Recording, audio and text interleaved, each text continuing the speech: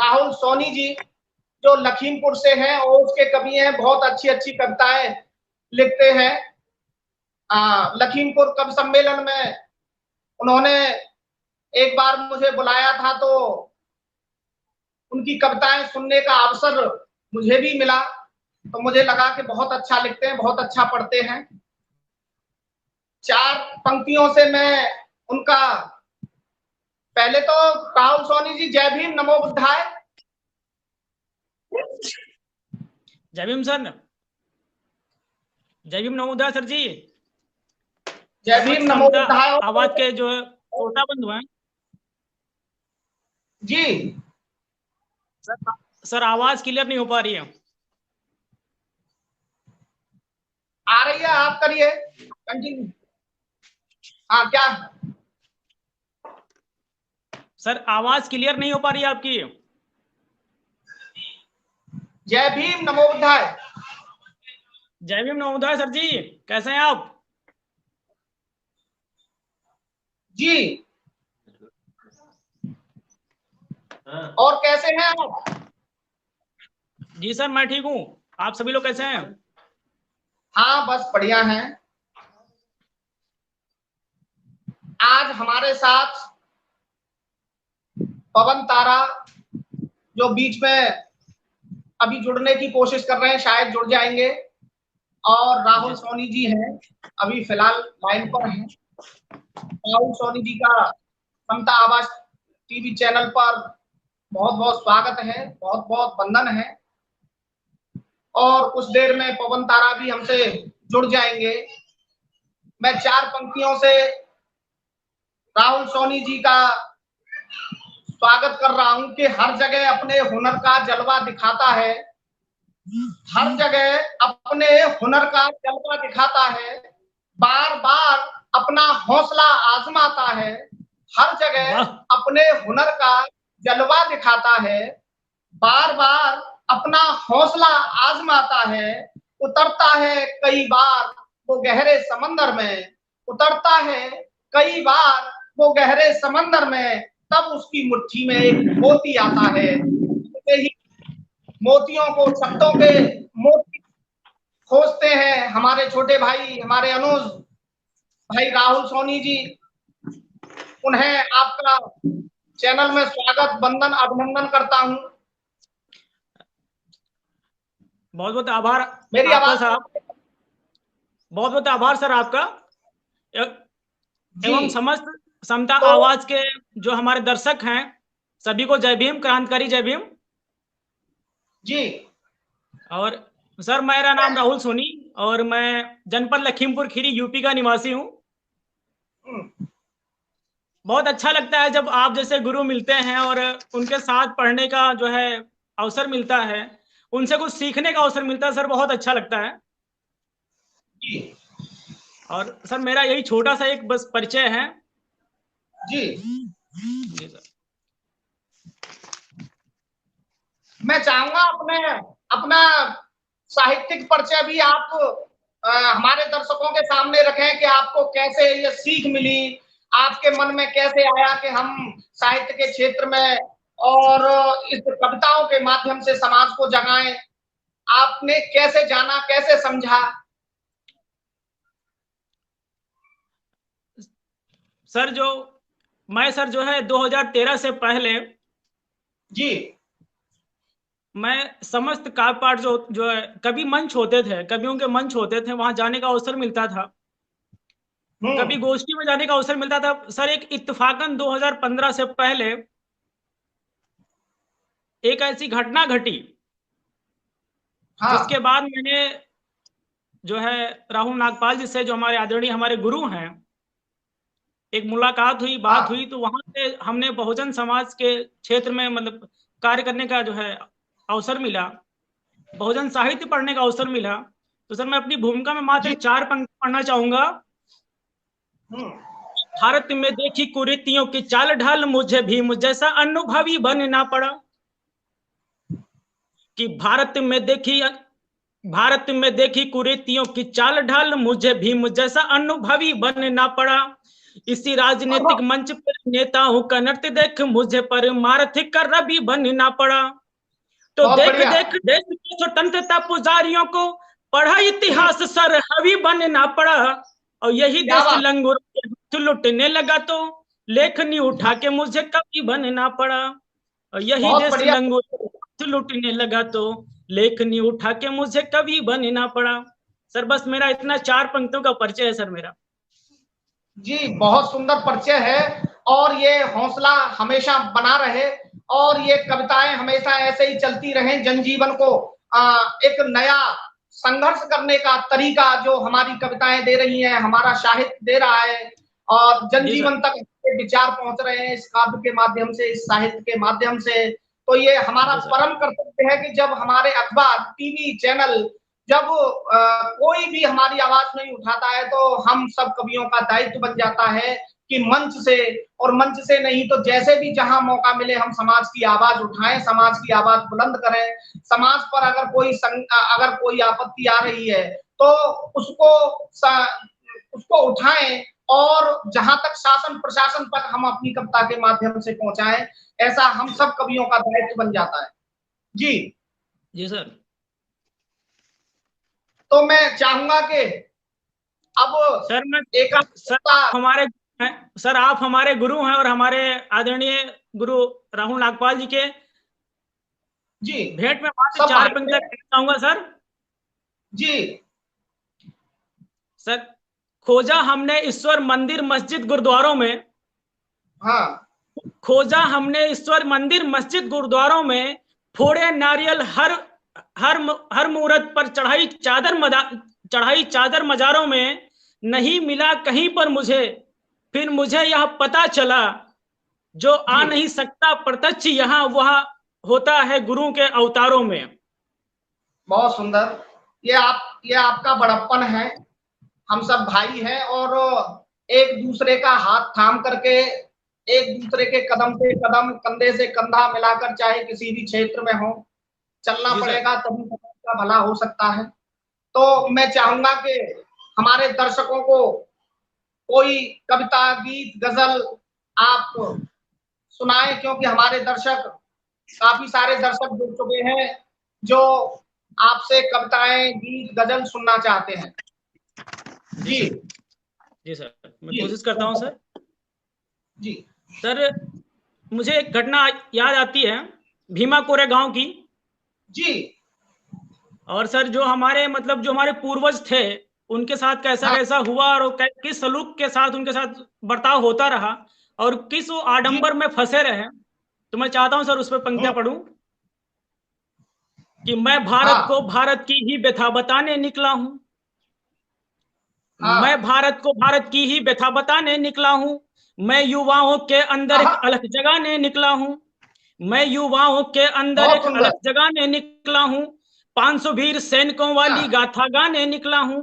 500 वीर सैनिकों वाली गाथा गाने निकला हूं। संविधान है चीख रहा मैं चीख सुनाने निकला हूं। संविधान है चीख रहा मैं चीख सुनाने निकला हूं।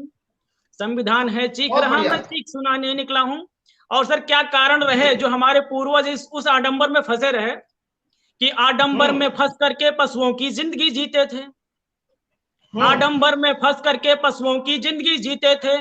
बाबाओं के चक्कर में गौमूत्र यहाँ के पीते थे। कि आडंबर में फंस करके पशुओं की जिंदगी जीते थे। आडंबर में फंस करके पशुओं की जिंदगी जीते थे। बाबाओं के चक्कर में गौमूत्र यहाँ के पीते थे। उठो पढ़ो संगठित हो जाओ समाज तुम्हारा पीछे है। उठो पढ़ो संगठित हो जाओ समाज तुम्हारा पीछे है। सुरा भांग मंदिरा में पढ़कर बिल्कुल आंखें मीचे हैं। सुरा भांग मंदिरा में पढ़कर बिल्कुल आंखें बीचे हैं। जागो बहुजनों मैं फिर से एक बार जगाने निकला हूँ। जागो बहुजनों मैं फिर से एक बार जगाने निकला हूँ। संविधान है चीख रहा मैं चीख सुनाने निकला हूँ। संविधान है चीख रहा मैं चीख सुनाने निकला हूँ। और सर अगर ऐसा हो गया, हमारा समस्त समाज जाग गया तो कैसा होगा, कैसा समाज होगा, क्या होगा कि अब ना जागे तो समाज के तुम गद्दार कहलाओगे। अगर सर आज भी हम लोग नहीं जाग पाए तो जो आने वाली पीढ़ियां हैं वो गुलाम रहित हो जाएंगी। तो सर, अब ना जागे तो समाज के तुम गद्दार कहलाओगे, खुद के बच्चे पूछेंगे तो शर्मिंदा हो जाओगे। अब ना जागे तो समाज के तुम गद्दार कहलाओगे, खुद के बच्चे पूछेंगे तो शर्मिंदा हो जाओगे। दर्पण भी पूछेगा तुमसे, दर्पण से शर्माओगे, कि दर्पण भी पूछेगा तुमसे, दर्पण से शर्माओगे। शर्माते शर्माते तुम किस किस से मुंह छिपाओगे। इसीलिए मैं तुम्हें तुम्हारे अधिकार गिनाने निकला हूँ, इसीलिए मैं तुम्हें तुम्हारे अधिकार गिनाने निकला हूँ। संविधान है चीख रहा, मैं चीख सुनाने निकला हूँ। संविधान है चीख रहा, मैं चीख सुनाने निकला हूँ। बहुत बहुत धन्यवाद सभी का। हाँ जी जी सर। जी सर, कविता पूरी हो गई। जी जी जी, बहुत अच्छी कविता, क्रांतिकारी कविता। इस कविता में आपने, शुक्रिया, और इस कविता में आपने अपने पूर्वजों का इतिहास और अपनी जो आप क्या करना चाहते हैं वो बताया। मैं 4 पंक्तियां कहना चाहता हूं उन्हीं सब वीरों के लिए जिन्होंने 28,000 को मार दिया, कि थे नहीं हथियार फिर भी लड़ गए, थे नहीं हथियार फिर भी लड़ गए, करने 2-2 हाथ आगे बढ़ गए। थे नहीं हथियार फिर भी लड़ गए, करने 2-2 हाथ आगे बढ़ गए। रणभूमि में सिर्फ 500 मर्द ही, रणभूमि में सिर्फ 500 मर्द ही 28,000 पे भारी पड़ गए, 28,000 पे भारी पड़ गए। तो इस तरह से हमारे जो पूर्वज हैं उनका इतिहास रहा है, चाहे रमापति चमार हो, पुराने से पुराना इतिहास देख लीजिए कि हम क्या थे। लेकिन इन इतिहासकारों ने, मनुवादी इतिहासकारों ने हमारे इतिहास को दबा दिया है। और 4 पंक्तियां मैं पढ़ना चाहूंगा कि जो स्थितियां, परिस्थितियां हमारी जो बन रही हैं उसमें हमें क्या करना है और कैसे इन लोगों से हमें जीतना है, वो सब 4 पंक्तियों में मैंने कहने की कोशिश की है। और हमें जो, हम पे जो जुल्म होता है और हम इस जुल्म को सहते हैं, क्यों सहते हैं? कि हक मांगने वालों पर अगर अत्याचार नहीं होता, हक मांगने वालों पर अगर अत्याचार नहीं होता, जालिमों का जुल्म हद से पार नहीं होता, जालिमों का जुल्म हद से पार नहीं होता, हो जाता बंटवारा यदि धन और धरती का, हो जाता बंटवारा यदि धन और धरती का, तो हमें भी कभी आरक्षण से प्यार नहीं होता। जो लोग ये कहते हैं कि ये आरक्षण की बैसाखी पर इनकी काबिलियत टिकी हुई है कि आरक्षण की बैसाखी अगर हटा दो तो ये कुछ भी नहीं है, तो मैंने उनके लिए कहने की कोशिश की है कि अगर संघ लोक सेवा आयोग की परीक्षा में कोई टॉप करता है तो वो भी हम ही करते हैं। हमें आरक्षण की जरूरत नहीं है, लेकिन हमारे जो सुविधाएं हैं, साधन हैं, वो हमें वापस कर दीजिए। बस इतना ही चाहिए, फिर आप आरक्षण को हटा दीजिए। 4 पंक्तियां और मैं कहने की कोशिश कर रहा हूं, शायद राहुल सोनी जी दोबारा से पुनः जुड़े हमसे। जहां हो प्यार की बातें वहां पे जाना अच्छा है, जहां हो प्यार की बातें वहां पर जाना अच्छा है।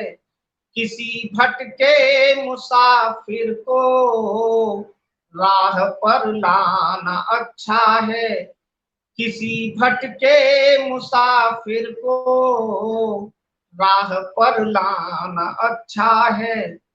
मेरी इस मुफलिसी ने भी मुझे यही सिखाया है।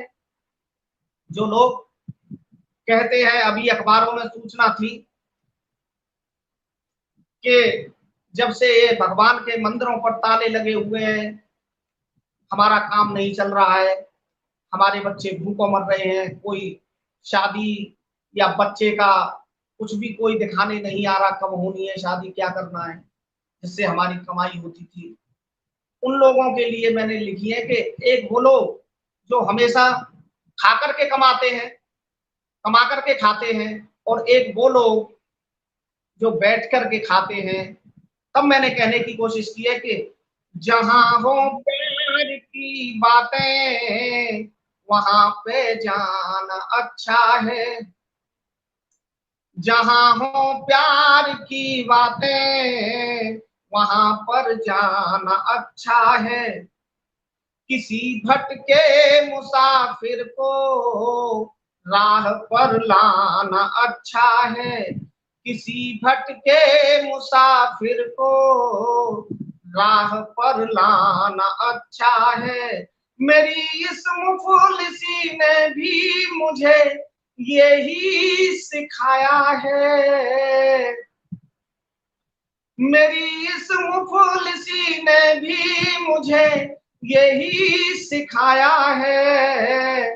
मांगने से कहीं यारो कमा कर खाना अच्छा है, मांगने से कहीं यारो कमा के खाना अच्छा है। और 4 पंक्तियां देखिए कि ये कोरोना का वायरस का भय चल रहा है और हम सब लोग अपने अपने घरों में हैं, पूरा विश्व त्राही त्राहीमाम है। विश्व में सिर्फ एक ही डर है कि कोरोना वायरस कहीं हमें न हो जाए, कोरोना का डर पूरे विश्व को सता रहा है। तब मैंने कहने की कोशिश की है कि कटेंगी रात